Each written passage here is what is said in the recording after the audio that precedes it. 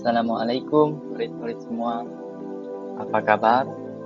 Ustaz harap semua murid-murid berada dalam keadaan sehat dan baik saja. Oke. Jadi hari ini kita akan meneruskan pembelajaran bersama Ustaz untuk pendidikan Islam. Baiklah, sebelum itu pastikan semua murid-murid sudah bersedia dengan buku teks. Ready tahu? Oke, baiklah. Jadi hari ini kita akan belajar tentang apa agama. Coba baca tajuk dulu. Kefahaman surah Ad-Duha. Ya, hari ini kita akan belajar berkaitan surah Ad-Duha. Jadi, mari kita teruskan PDPA bersama Ustaz Saleh. Nah, jadi sebelum kita memulakan pembelajaran seperti biasa, apa yang selalu Ustaz ingatkan? Kita mestilah memulakan sesuatu pekerjaan dengan doa. Oke, baiklah. Jadi sebelum kita memulakan bacaan doa, pastikan murid-murid sudah bersedia untuk berdoa dengan penuh khusyuk. Oke, baiklah. Ustaz akan memimpin bacaan doa. Semua murid-murid boleh mula mengangkat tangan. Oke, baiklah. Kamu boleh aminkan.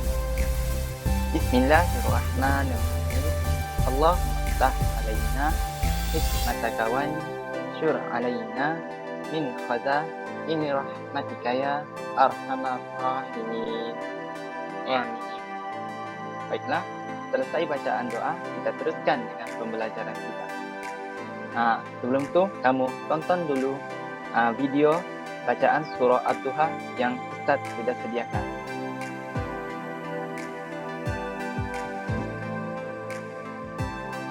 أعوذ بالله من الشيطان الرجيم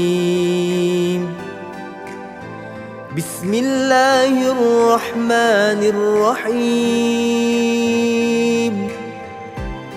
والضحى والليل إذا سجى ما ودعك ربك وما قلى وللآخرة خير لك من الأولى ولسوف يعطيك ربك فترضى ألم يجدك يتيما فآوى ووجدك ضالا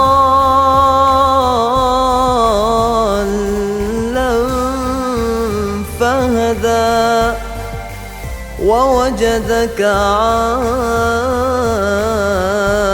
عائلا فأغنى فأما اليتيم فلا تقهر وأما السائل فلا تنهر وأما بنعمة ربك فحدث.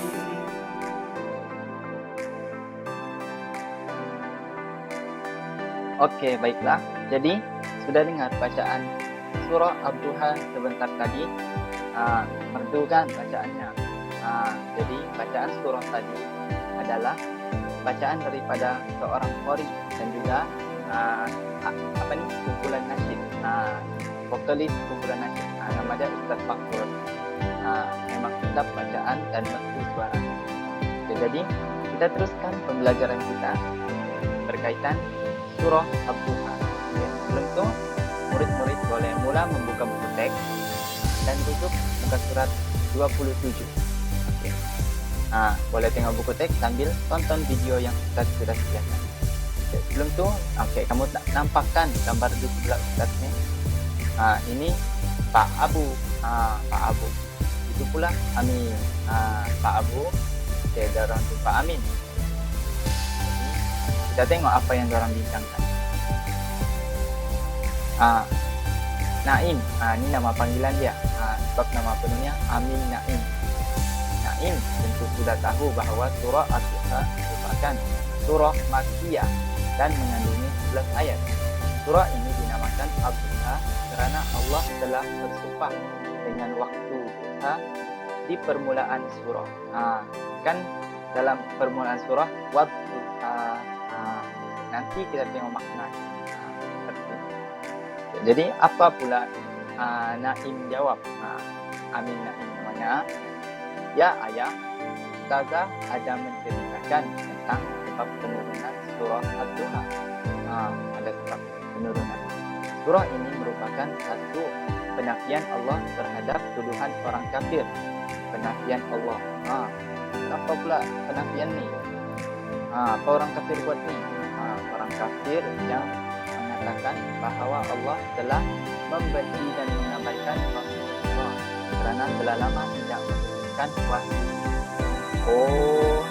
Jadi surah ini dia turunkan sebab Allah hendak menafikan sebab ada orang kafir tuduh Allah sudah mengabaikan Nabi. Kenapa? Sebab wahyu lama tidak diturunkan. Jadi antara poin penting ataupun isi-isi penting dalam pengenalan surah Ad-Duha yang kamu perlu ingat. Yang pertama, surah Ad-Duha merupakan surah Makkiyah. Jadi seperti yang Ustaz jelaskan pada kelas sebelumnya, surah Makkiyah adalah surah yang diturunkan di Mekah. Kemudian surah Ad-Duha juga mempunyai 11 ayat. 11 ayat kesemuanya. Dan dinamakan Ad-Duha kerana berkaitan dengan waktu duha. Okey, waktu duha ni bila? Ada yang tahu? Okey, waktu duha adalah senang cakap waktu pagi. Jam pagi-pagi jam 7, jam 8, jam 9, jam 10. Yang pagi-pagi tu, itu adalah waktu duha namanya. Okey, sebelum tu Ustaz mau uji sikit tak? Kan nama surah Ad-Duha. Ad-Duha.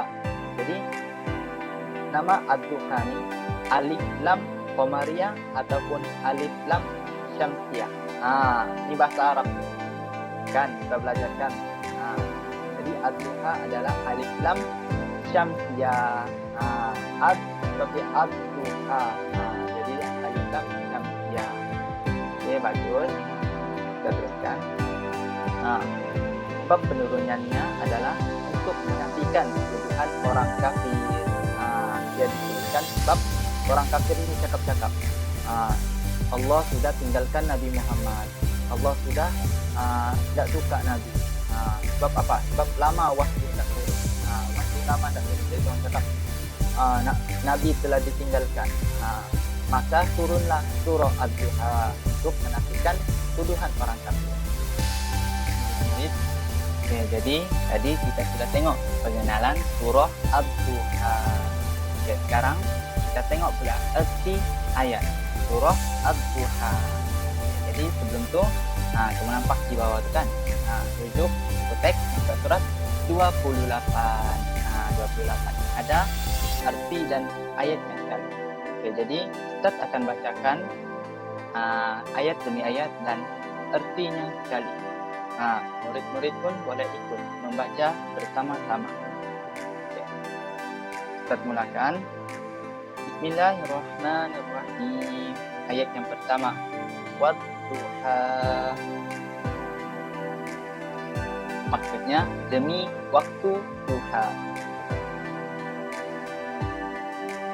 Wal-laili idza saja. Dan malam apabila ia sunyi.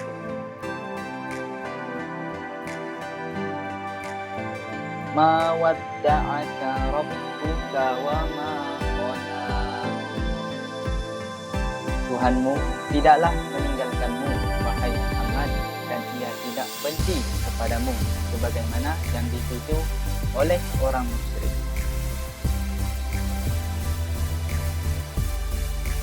Walal akhiratu khairul laka minal ula.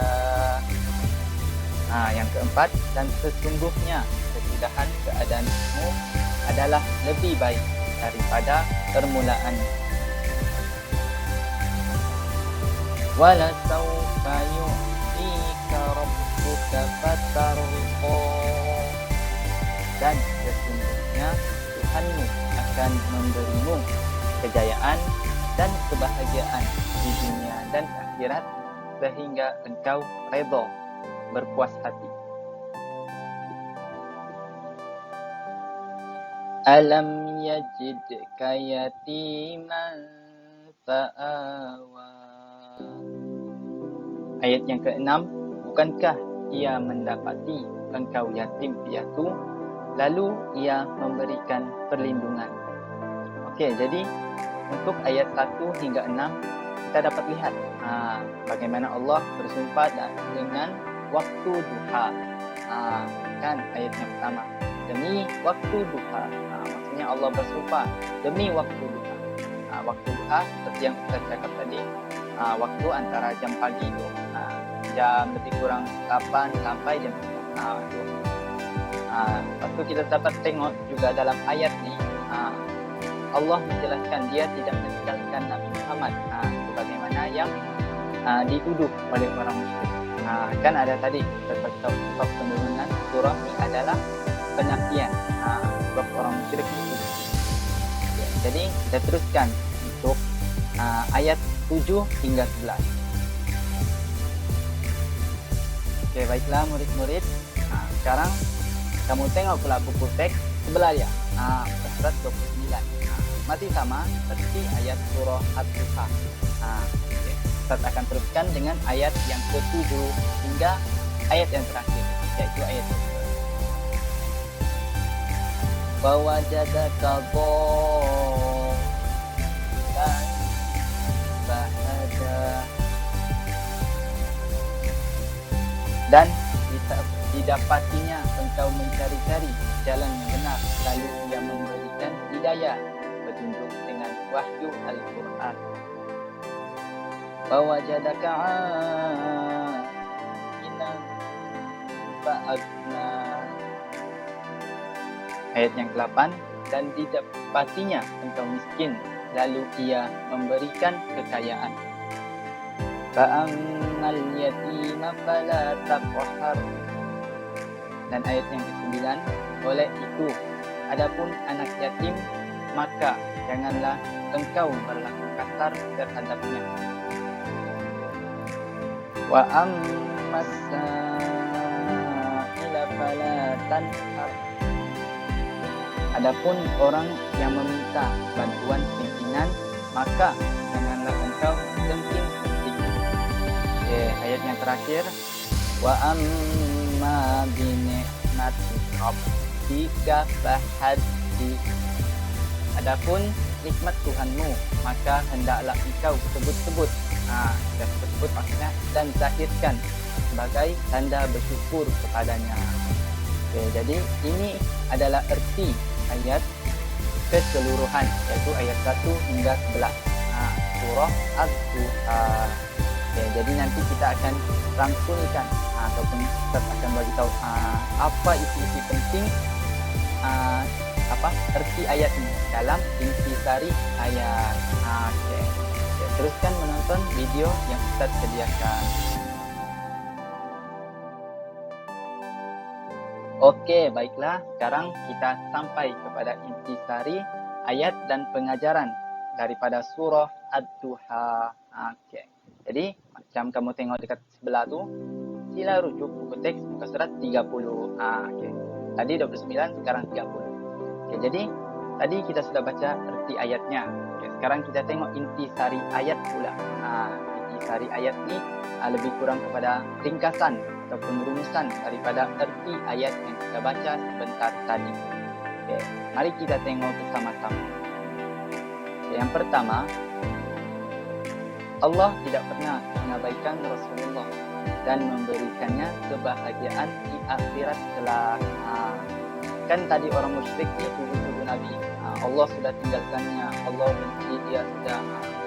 Tapi Allah turunkan surah Ad-Duha sebab Allah mau bagi tahu dia tidak pernah mengabaikan Rasulullah. bahkan akan memberikan Rasulullah kebahagiaan di akhirat kelak. Bagus. Kemudian menggambarkan nikmat diterima Rasulullah, perlindungan sejak kecil dan petunjuk Al-Quran.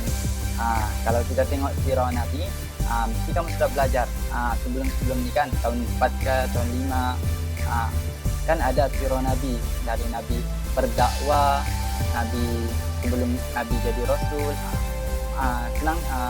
masa Nabi berdakwah di Mekah, kan Nabi ditentang oleh orang kafir, orang musyrik, kan Nabi dakwah sembunyi-sembunyi. Masa Nabi berdakwah tu siapa yang bagi perlindungan? Allah Subhanahu Wa Taala. Inilah nikmat yang telah diterima oleh Rasulullah SAW sepanjang hidupnya. Hingga masa Nabi jadi Rasul, Nabi dapat satu nikmat yang sangat besar, yaitu Al-Quran. Seterusnya, ini pula yang terakhir. Allah mengingatkan hambanya agar menyantuni orang anak yatim, membantu orang miskin yang memerlukan, serta menyebut nikmat Allah. Ini kita mesti ambil perhatian. Kita mesti santuni anak yatim. Bagaimana cara santuni anak yatim?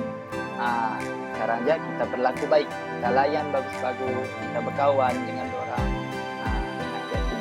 Anak yatim ni kanak-kanak yang sudah kehilangan ibu dan bapa, itu anak yatim. Lepas tu orang miskin, kita tolong. Kan kalau ada kawan-kawan kamu yang susah tu, belanja lah sedikit-sedikit. Kan, belanja sedikit-sedikit pun tak pun. Dan kita sebut nikmat Allah, nikmat-nikmat Allah yang dia beri kepada kita. Contohnya nikmat kesehatan, dapat hidup aman, bahagia, itu nikmat. Itu adalah nikmat daripada Allah. Jadi kita sebut bersyukurnya aku dikasihat, syukurnya ada adik lagi. Cara paling senang kita sebut Alhamdulillah. Dapat je nikmat Alhamdulillah, dapat satu nikmat Alhamdulillah. Jadi itu dia intisari ayat daripada surah Ad-Duha. Sekarang kita tengok sebelah pula. Sebelah pengajaran surah. Pengajaran yang pertama, ini kamu mesti pegang dia. Orang yang berusaha akan berjaya. Kamu mesti ingat, kamu pegang kata-kata ni. Sebab kalau orang tu malas, orang tu nak mau buat apa-apa, macam mana dia mau maju? Macam mana dia mau berjaya? Rajin, berusaha. Itulah ciri-ciri orang yang berjaya. Takkanlah kamu nak mau belajar tiba-tiba lulus, tiba-tiba cemerlang. Mana ada? Kan orang yang rajin berusaha untuk belajar, insya-Allah dia akan berjaya. Macam itulah dalam hidup. Kemudian kita mestilah menjaga kebajikan anak yatim dan membantu orang yang memerlukan. Ini macam intisari ayat kan, mesti jaga kebajikan anak yatim, santuni anak yatim, layan baik-baik. Itu semua adalah apa yang telah kita belajar daripada surah Ad-Duha. Tolong orang yang memerlukan, tolong. Macam nampak orang pati-pati tua dekat jalan tu angkat-angkat barang, tolonglah bagi. Kan, takkan tak boleh. Okay, jadi yang terakhir, sentiasa bersyukur dengan nikmat Allah. Syukur. Karena kita mau tunjukkan kita bersyukur. Kita sebut Alhamdulillah. Dapat jadi nikmat Alhamdulillah. Itu dia intisari ayat dan juga pengajaran surah yang kita belajar hari ini, yaitu surah Ad-Duha. Alhamdulillah, selesai sudah pembelajaran kita pada hari ini. Tengok-tengok habis sudah. Sedap ya kan? Jadi, apa yang kita sudah belajar? Apa yang kita sudah belajar? Oke, kita tengok satu-satu. Yang pertama kita belajar pengenalan surah. Kan kita sudah berkenalan dengan surah Ad-Duha. Surah ini surah Makkiyah. Ada 11 ayat. Diturunkan sebab Allah ingin menafikan tuduhan orang musyrik. Lepas itu nama dia Ad-Duha. Sebab Allah bersumpah demi waktu duha. Lepas itu kita belajar juga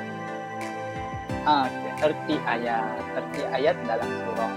Ini kamu boleh Kalau kamu tidak berapa lagi, kamu boleh tengok buka surat 28 dan 29. Dapat di ayat dalam. Oke ya. Dan akhir sekali kita belajar juga intisari dan pengajaran. Intisari dan pengajaran. Intisari ini apa yang dalam ayat itu, apa yang maksud ayat itu. Lebih kurang macam ringkasan dialah. Lepas itu pengajaran apa yang kita boleh ambil, apa yang kita boleh jadikan iktibar daripada surah ini. Oke, jadi antara yang kamu mesti ingat, orang yang berusaha akan berjaya. Orang yang berusaha akan berjaya. Lepas itu sentiasa bersyukur. Bersyukur ini kita sebut alhamdulillah. Alhamdulillah. Banyak-banyak. Tidak susah pun sebut alhamdulillah. Lepas itu ada lagi kita jaga kita layan anak yatim bagus-bagus.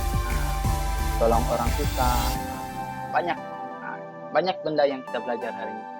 Oke, jadi nampaknya itu saja pembelajaran kita pada hari ini. Insya Allah apa yang kita belajar kamu boleh amalkan dalam kehidupan kamu. Insya Allah dapat manfaat, dapat pahala. Oke, jadi itulah apa yang kita belajar.